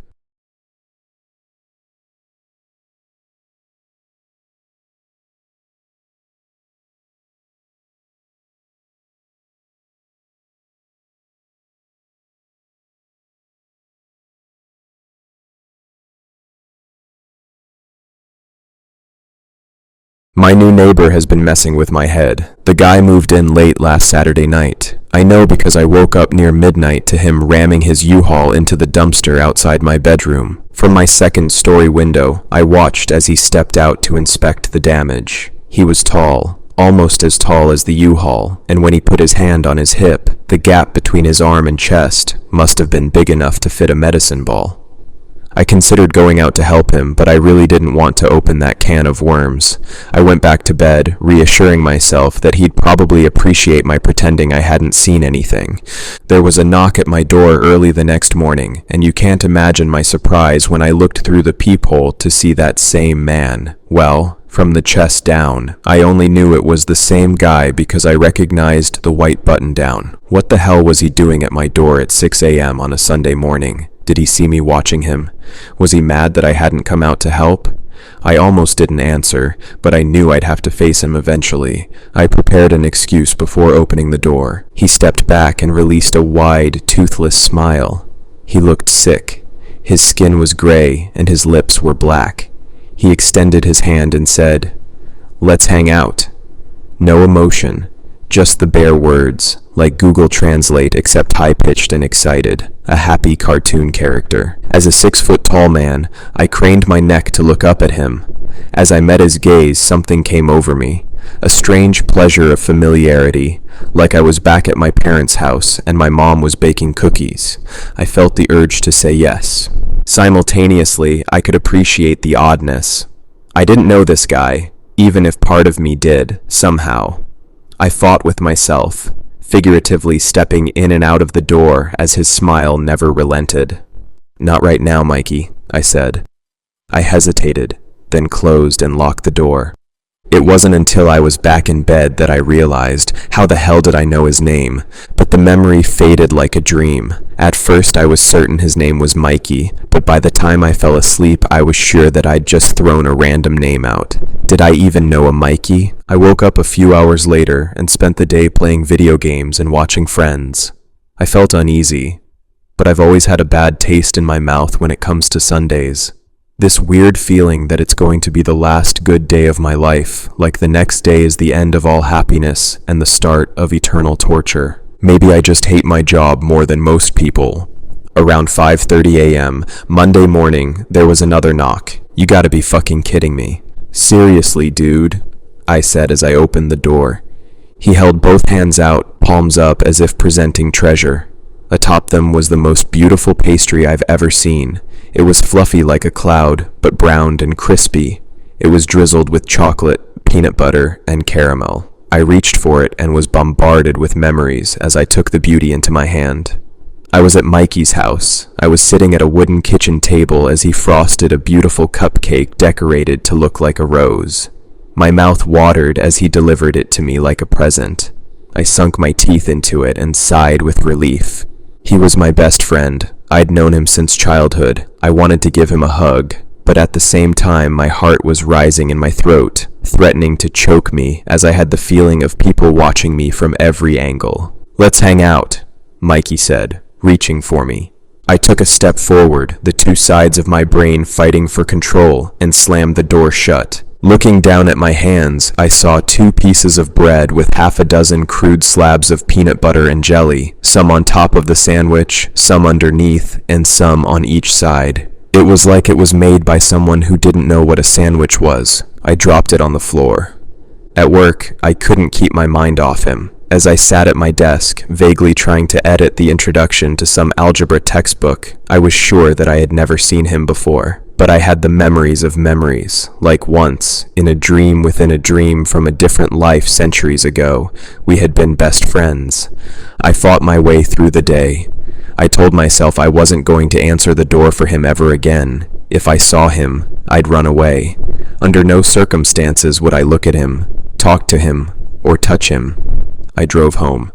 I wasn't 2 steps out of my car when he approached me. "Let's hang out," he said.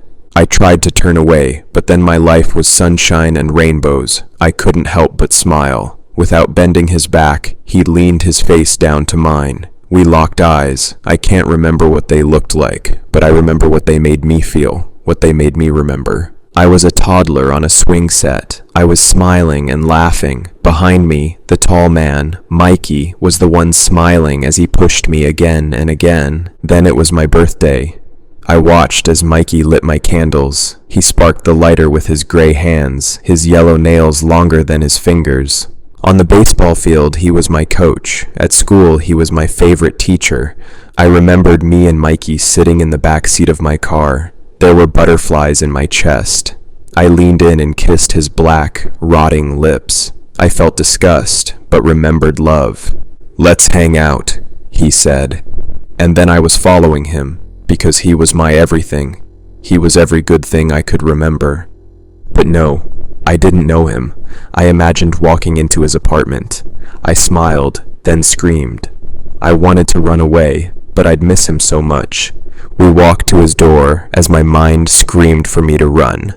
He was reaching for the knob when some animalistic part of my brain took hold of me. I ran to my apartment and locked the door behind me. When I heard a knock, I grabbed my phone and called the police. I told them there was a guy who kept knocking on my door and wouldn't stop, no matter how many times I told him to go away. I watched from my bedroom window as the officer pulled up. I took a peek through my peephole and saw that Mikey was still there. I sat next to the door and waited. "Tommy, what's going on, man? Long time no see. Let's hang out." "Of course, man. I really can't thank you enough for last time." I looked through the peephole to see them walking away. A door opened and closed. Then, I heard screams.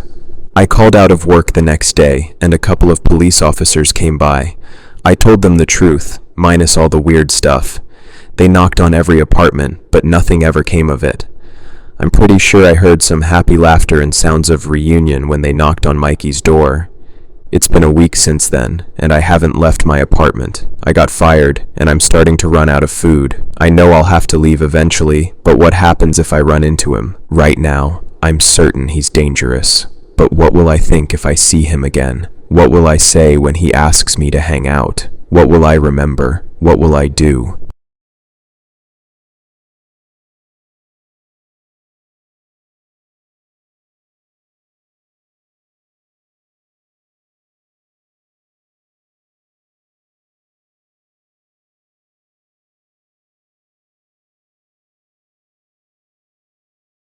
My new next-door neighbor is strange. I have a new next-door neighbor. I met him when I was waiting for the elevator in my apartment building. The building I live in is a run-down piece of crap. However, it was the only place I could afford.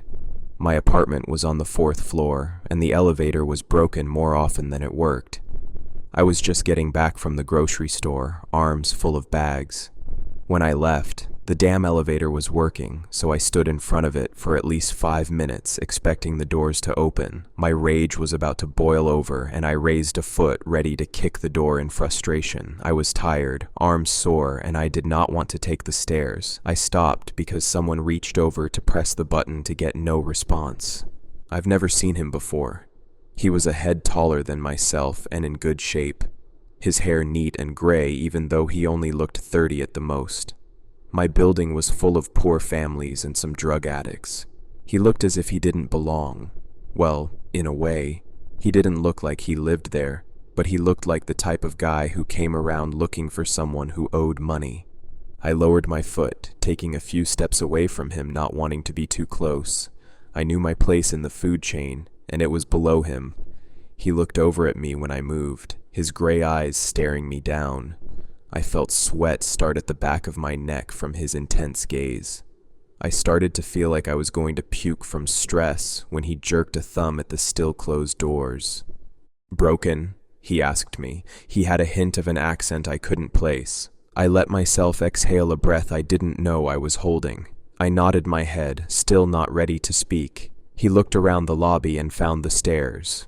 Because of so many break-ins, the landlord locked the stairway to the upper floors, but hadn't found a way to lock people out from accessing the apartment floors with the elevator if they got through the lobby first. With it being broken so often, he didn't need to bother. The man took out a key to open the stairway. To my surprise, he held the door open for me. I scurried along, carrying my heavy bags, trying to pass him as fast as possible. I went up the stairs first, but slowly. He should have been able to pass me without any trouble. The man stayed behind a few steps, and it stressed me out again. I was rather thankful he did.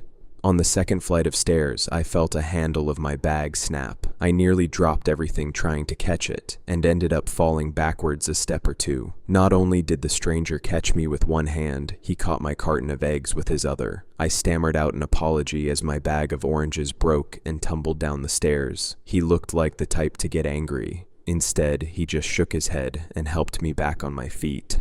Silly boy, I help. That time I caught a Russian accent when he spoke. One he was poorly trying to hide. The next few minutes we both started to gather up the spilled oranges from the stairway. He tied the bag but didn't hand it back to me. Silently he was telling me he would carry the broken bag of food and my carton of eggs to my apartment because I could not be trusted. My face was red from embarrassment. People never helped me out and I didn't know how to deal with it. I just muttered out another thanks and let him follow me to the 4th floor. When I stopped in front of my door, he did a double take at the number. "You here?" "I'm there," he said, pointing to the door next to mine. I knew my neighbor moved out last week. I didn't hear anyone move in since and wondered when he arrived. "Oh? I didn't hear you move in," I commented, thinking I would at least have seen him before now if we lived next to each other. "Not much to move."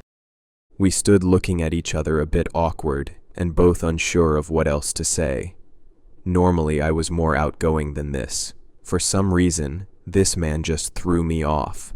I opened my door and placed the bags down inside so I could accept the items he was still carrying for me. "Tell me your name." It sounded like a demand and I stuttered for a few seconds. "Richie." I mentally kicked myself after I spoke. No one called me Richie. I had no idea why that came to mind. Not even my mother shortened my name. Nice to meet you, Mr. It was far too late to correct myself and tell him my name was really Richard. I just asked for his name instead. He froze, looking like a club bouncer who was about to toss out a drunk. It felt like I just made a big mistake. Clearing his throat, I flinched. "Dimitri," he said finally. I had a feeling it was a fake name, just the first one that came to mind. With the kinds of people who lived in this building, I didn't blame him for not wanting anyone to know who he really was. I gave him a smile I hoped didn't look strained. "Thank you for helping me, Mr. Dimitri." He was older than myself, but not that much older to call him Mr. He gave me a stiff nod and left me to go inside his apartment. I went back inside and mentally screamed the entire time I put my groceries away. I didn't have an explanation to why I was acting so weird around my next-door neighbor. There was just something off about him. I need to put the weird feeling I got out of my mind. After all, he was nice enough to help me out. I should treat him a bit better the next time I saw him. The strangeness with Dimitri kept going. The next day I was awoken by a knock on my door. I never got visitors and was weary of who it could be. I almost stayed in bed and ignored the knocking, but my curiosity got the better of me. Keep the chain on my door, I opened it enough to see my new neighbor waiting for me to open the door. I pushed down the stressed feeling in my gut and opened it a bit more. "Is everything all right?" I didn't have a clue what he could need more for. Maybe there was something wrong in his apartment and couldn't get a hold of our landlord. "Give me your work time," Dimitri demanded, and it made me confused on what he meant for a few seconds. After thinking, I realized he wanted my work schedule. I didn't have set shifts, rather worked whatever they needed me for that week. It's my phone. Do you want me to get your number and I can text you when I'll be at work?" I asked. He nodded, and I went back inside to retrieve my phone. His looked like a cheap burner phone when he pulled it from his pocket so we could exchange numbers. After I sent the text, he nodded, looking my hours over. I suddenly regretted it. It looked like he was planning on using this information for nefarious purposes, or I was really just overthinking. "I work at home," very loud, "only when you are not home." With that vague explanation, he left me standing in my PJs, door open and trying to make sense of what he just said. Whatever he did for work, he didn't want to disturb me. but also didn't want me hearing anything. That could mean he was into some adult work or something illegal. He looked more like the mob type, and I leaned more towards that. The first week, I didn't hear a peep from Dimitri's apartment. He was keeping to his promise of not disturbing me with whatever his job was. I saw brief glimpses of him when I was coming back home from work, and he was leaving his apartment. He always had a large bag over one shoulder and wearing black leather gloves. I didn't see a motorcycle in the parking lot and wondered if he rode one. When we saw each other, he would give me a curt nod in acknowledgement. I thought that was how we would treat each other, not speaking and just giving a neighborly nod.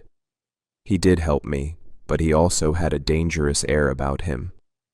Even the attics that hung around the front of the building gave him space when he walked near them. The second time we spoke was because he broke into my apartment. For a good reason that wasn't entirely my fault. I'm starting to wonder if I'm clumsy or just have bad luck. I put a bottle of aspirins on top of the fridge.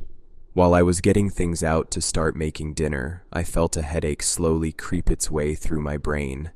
I reached for the bottle of aspirins only to knock them over. It rolled further back and out of reach. Instead of finding my step stool, I climbed up on the kitchen counter, one arm resting my weight on the cupboard and the other reaching for the bottle. I heard a soft creaking the second everything came tumbling down. My shoddy cupboards were not nailed into the wall properly. Unable to support my weight, it came off the wall, smashing against my head and spilling its contents on the way down. I felt blood starting to pour from the cut in my forehead, and all the air was knocked from my lungs when I fell into the floor with the cupboard on top of my chest. Without any doubt, the crashing sound of plates and cup breaking would have been heard in the apartments next to mine. I needed to recover before worrying about apologizing for the noise. I stayed down on the floor, head pounding for a while. I felt sick and dizzy from the pain, my cell phone on the counter out of reach. I could only hope the cut was minor. I could not afford a trip to the hospital. Richie? I looked up, the movement killing my head. Dimitri stood in my kitchen doorway, looking down at me.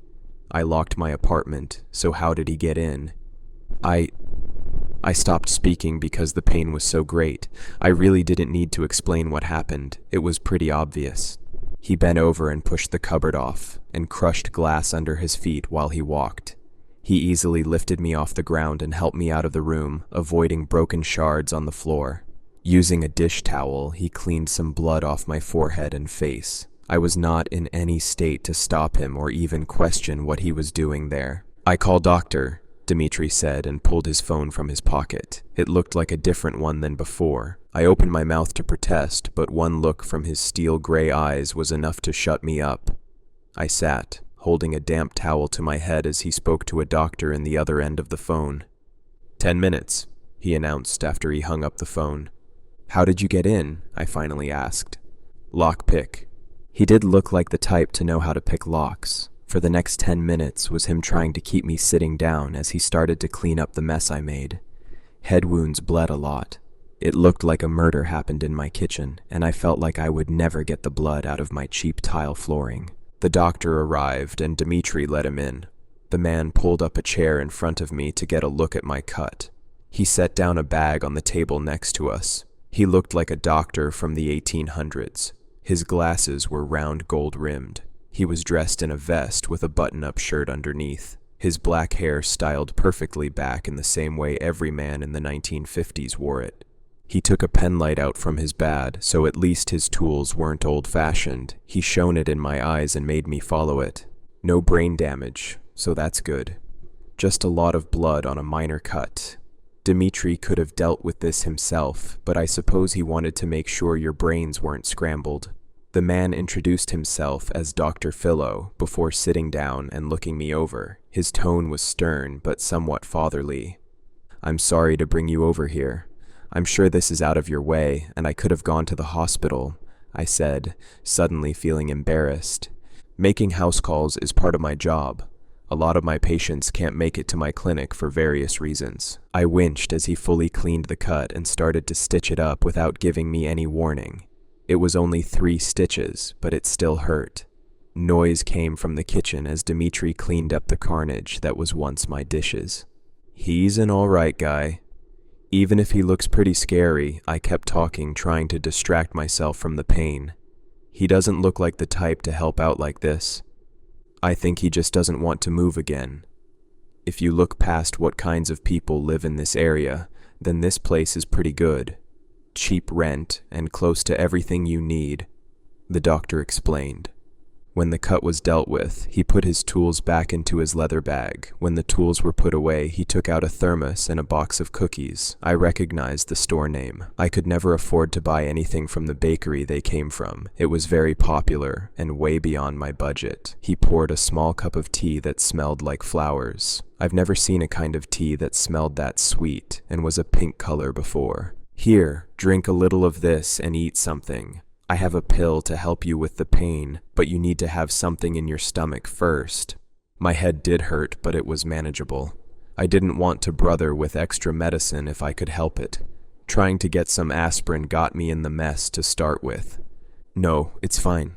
It was not fine. Dr. Philo sat, glaring me down with the thermos lid of tea still in his hand for me to take from him. I realized how rude I was being. He brought very expensive tea and cookies, and I was refusing them. The cookies were the best I've ever had, and the tea was as sweet as it smelled, but not an overpowering sweetness. I wanted to ask him what brand, but I feared it would also be out of my budget.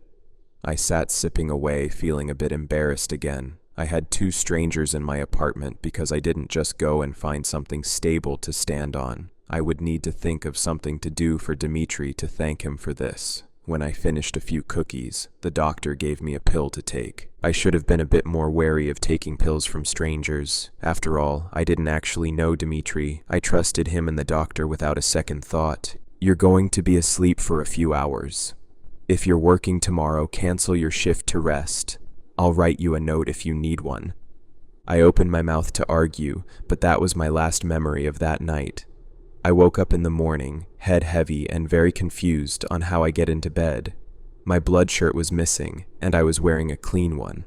I sat up, looking around, trying to recall anything from that night beyond talking with the doctor. When nothing came to mind, I walked out into the kitchen to see the damage, and saw nothing, not even a speck of blood on the floor. New cupboards were installed on the walls, and I tried to shake them to see if they were fastened tight this time. I was still missing most of my plates and cups, but I wondered how I slept through someone coming inside the kitchen and replacing the cupboards. I called my boss, telling them I wouldn't be in that day. I felt fine though, not even a trace of a headache. It was the best sleep I've had in months. My boss told me someone already arranged for me to take the day off. He hung up and did not elaborate further. My job was very against someone calling in for another person. You could be in a coma, but still expected to be the one calling in. I wondered what kind of strings Dimitri pulled to get me the day off. I didn't know when he worked and what times he was home. I went next door and knocked, hoping he would be in so I could thank him. I could have just sent him a text, but I felt as if it should be in person. The door opened and he looked down on me, his cold expression never changing. Thank you for helping out. Did you ask the landlord to replace my cupboards? I said in a small voice. No, I did. Woodworking is a hobby. Overnight, this man rebuilt an entire set of cupboards for a stranger. I tried taking a peek inside his apartment. It looked like an identical L setup to mine. His hallway had plastic sheets covering the floor, which made sense because he was in the middle of painting. Near the doorway was splashes of dried brown stains along the baseboard he had yet to cover up. I was about to ask him about his renovation plans when he reached out and lightly touched the stitched-up cut on my forehead. This is going to scar. Oh, I said, adding nothing useful to the conversation. Oh.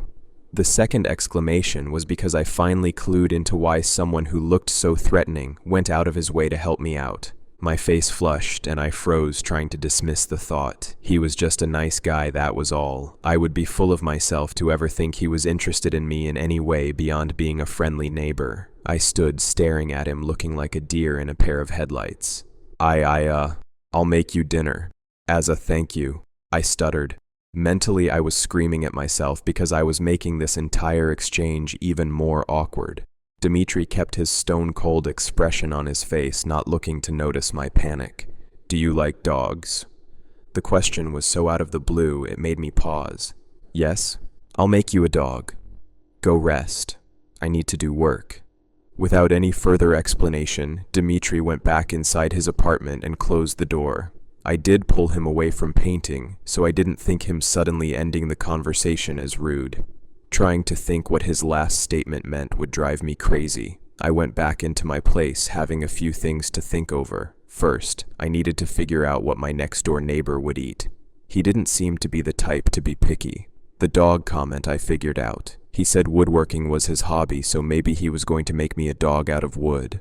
But why? Just because he has extra material around? The last thought I was doing my best to push from my mind. I did everything not to think about it. It kept creeping at the edge of my thoughts, and I finally needed to admit defeat. I snapped while staring at pasta boiling in a pot, completely mortified over the idea my neighbor might like me, like really like me. I've never been interested in guys before. The problem was, I'd never been interested in girls either. I just assumed those feelings would come along when I saw the right women, and never would have expected to find myself making dinner for my male neighbor. By the time I finished dinner and had it packed up to go next door, I came to terms with the facts. Dmitri might be romantically interested in me, or just a nice guy under his cold tone. In our short interactions, I had fallen for him and was very determined to not do anything about it. I chalked it up to me being just starved for attention. I lacked any friends, and due to some long, dramatic family history, I was not in contact with any of them. In fact, I never really had any close friends. I might just be getting my signals crossed on how I felt due to lack of experience. I brought the still hot pasta over next door and knocked, feeling like I wanted to make a run for it. When the door opened again, I jumped. Unable to say anything, I held out the containers of food. Many thanks. I wash these. Bring back later, Dmitri said with a nod, taking them from me. He sounded as if he was trying his best to hide his accent, as if he didn't want me to know where he was from. They're just plastic. You can keep them if you want, I told him with a shake of my head. I now had more plastic Tupperware than real dishes. I washed them. Here is dog for you. Placing the containers on a table just inside the door, Dmitri picked up a small wooden figure. I held out my hand to take it from him. It was a goofy-looking pug carved from wood. Honestly, the detail to the wrinkles were impressive. I thanked him again and realized every time we met, I always had something to thank him for. In his cold manner, he shooed me away. Go rest. I work. Again, the door was shut on my face without me minding in the slightest. The next few weeks, I made a habit of bringing dinner over to my neighbor, and on occasion, he made small dogs to add to my growing collection. Our exchanges were brief, and I didn't learn anything new about him, aside from the fact he was really slow at painting. Every time he opened the door to his apartment, I could see his floor still covered with plastic. My shifts at work became more regular. Instead of just coming in when needed, I had a set schedule. It meant I could budget my finances better. If I saved, I could move into a better area of town or closer to my job. I wasn't sure if I really wanted to move just yet and decided to just keep saving money to think about it in the future. Feeding a second person wasn't really an issue because it was just cheaper to buy food in bulk to start with. I was finally getting into a routine, and my life felt like it was turning around after years of struggling. I made a friend, even if he was a bit strange and had a steady job. Things might have worked out just fine if my job didn't give me a surprise day off. A pipe burst in the restaurant, so they needed to close over the weekend to fix it and get everything cleaned up. I never got Fridays off and was at a loss of what to do. Dmitri wasn't expecting me to be home or get dinner that night. I had enough rice to make a curry for two, so I decided to drop some by, regardless if he was expecting it or not. I heard Dmitri's voice from outside, so I knew he was just getting home. I thought I heard another person. Just as I was putting the curry into a container to bring over, I heard a loud thud from his place and I jumped. I strained listening, trying to figure out what the source of the sound was. I stood as still as possible, trying to hear something over my beating chest. The next sound was muffled, but I could have sworn I heard a scream. On reflex, I grabbed the containers of food. I rushed over, not even bothering to close my door. Outside of his apartment, I slipped in some liquid, and my heart sank when I saw it looked a lot like blood. I was in a panic when I noticed his door wasn't closed all the way. Dmitri looked as if he could handle himself, but all of these were bad signs. Without even thinking, I rushed inside his place, still holding hot containers. My feet slipped again on the plastic covering the floors, but I froze when I saw what I just stumbled into. My brain just would not register what I was seeing for a few moments. I knew I was looking at Dmitri from his frame, but not by his face. I only saw it for a few seconds. But the images burned into my memory. His face was split open horizontally. Thousands of needle-like teeth along the slit of a mouth glimmered in the dim light of his apartment. His eyes warped and twisted from his monstrous face locked onto me. The terrifying mouth closed in seconds after we made eye contact, his face returning to normal, but with his mouth slightly open at a loss for words. The other person in the room looked equally as shocked. The other man was on his knees, Dmitri pulling his head back by his short hair to expose his neck with a large hunting knife to his throat. The knife was serrated and made for killing. Besides them, a different man was on the floor face down, fresh blood still pooling around him and over the clear plastic. "You do not work tonight?" Dmitri asked, breaking the silence. The man with the knife to his neck said nothing, his eyes wide and pleading. I couldn't bring myself to look at him for more than a few seconds. The smell of fresh blood was in the air, making me feel sick. The heat from the container started to hurt my hands, but I didn't dare move. Knowing I couldn't answer his first question, Dmitri nodded towards the hot curry containers. "What do you have?" he slowly asked. "Curry. Enough for 2. I normally gave him enough for 2 meals because he was a bigger guy than myself. I always assumed he ate more. Even while I spoke, my mind screamed at me to run, that my kind neighbor just killed a man and he was going to kill another if I hadn't stopped him. I dreaded that I was going to be next. I'd seen what happened and needed to be taken care of. All the hints I'd brushed off came crashing down in my mind. The sketchy doctor, how easy he could clean blood from my floor. The plastic sheets and never the smell of paint. How often he moved. Everything was staring me in the face, but I was so desperate for a friend, I ignored all the red flags. I held back a noise of fear when Dmitri let go of the man and pushed him aside. In a few steps, he was in front of me, his tall figure looming. The knife was still in his hand, but pointed down. I knew if he wanted, he could kill me in a blink of an eye. I flinched, a small sound escaping me when it raised a hand and ran a thumb over where my stitches had been. Did not scar badly. Getting down on my level, he leaned over so his face was close to my own. I felt my muscles turn to stone as I looked into his steel-gray eyes, eyes of a killer looking me over, deciding my fate. My hands started to shake and I almost dropped the food. Dmitri placed a hand on top to steady the containers, and was so convinced I was going to die I nearly passed out. "Still friends?" His voice was low and had a hint of worry in it. My heart was so loud I nearly didn't hear him. Friends? He wanted to know if I was still going to act friendly around him? I risked a look over his shoulder and at the man who looked as scared as I was. I made my choice. I nodded. If I kept my mouth shut, I would live. After I nodded, he took the curry from my hands and stood up. "You, table. We eat dinner. Richie, best to go back home." He did not need to tell me twice. Without looking back, I turned on my heels and left. I made sure the door was fully closed behind me and kept my eyes straight, not looking down at the blood still in the hallway. I took off my now blood-stained socks and threw them in the trash without any hesitation. My cell phone sat on the counter. I looked at it, debating on what I wanted to do. I should call the cops. I witnessed a murder. My next-door neighbor killed someone. Without any doubt, he had done it before, and would keep doing it unless he was arrested and stopped. I couldn't believe the supernatural aspect of what I saw. I could believe in murder but not split-faced monsters. My hand hovered over my phone as I repeated the facts inside my head. I let out a yell of frustration and walked away from my phone. I paced around my apartment for hours, the portion of curry I saved for myself getting cold on the stove. Every time I got close to calling the cops, I just couldn't bring myself to go through with it. After a while, I heard a knock on my door, and all the fear came rushing back. It could only be one person. He knew I was home, so no sense on trying to hide from him. Cautiously, I opened my door. To my shock, the man who Dmitri was about to kill when I walked in was still alive. His face bruised, but he was breathing. "We wanted to thank you for dinner. My friend will be leaving." The man gave me a nod, his face pale and hands shaking at his side. "Still friends?" Dmitri asked me again. "Still friends," I confirmed with a small nod. That was enough for him.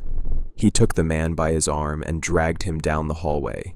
If he was going to let him go free or kill him somewhere else was a mystery I would never know the answer. I never ended up calling the police or telling anyone what I saw. I saw Dmitri a few times in the hallway in passing, but face looked strained. He knew I wasn't going to get him arrested. It was far too late by now. He would have covered his tracks, and I doubted the cops would take me seriously. Any normal person would have done the right thing and gone to the cops right away. I felt pretty guilty for not doing so. Instead of moving or suggesting to Dmitri that he should leave, I did something I don't regret. I brought over another meal for him. His face a bit shocked to see me knocking on his door with a smile on my face and food in my hands. We were still friends after all, and I was going to treat him almost the same as I did before. Gathering up my courage, I offered him the food and asked something I'd wanted for a while. "Do you want to eat together?" He nodded his head, this time the one being unsure of what to say. My neighbor is a killer, and well, something not human if those few seconds of memories are real. But oddly enough, I really don't mind. I've been pretty lonely for years, and eating a meal with someone is something I desperately want. Murderer or not, human or not. At least he was nice enough to sit and eat with me as I talk about my day.